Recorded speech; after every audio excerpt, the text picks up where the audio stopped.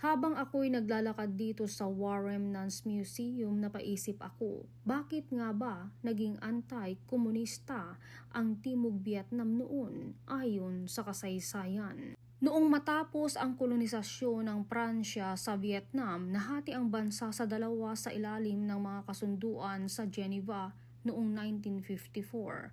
Ang Hilagang Vietnam ay pinamunuan ni Ho Chi Minh at yumakap sa ideolohiyang komunismo, habang ang Timog Vietnam naman ay sumandal sa suporta ng Estados Unidos at ibang kanluraning bansa.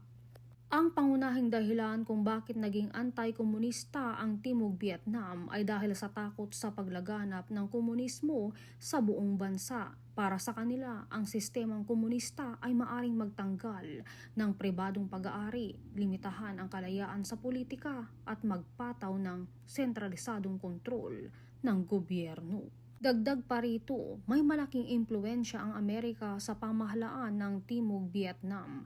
Suportado nila ang idea ng teorya ng domino na kapag bumagsak ang isang bansa sa komunismo, susunod na babagsak ang mga karatig bansa sa Timog Silangang Asya.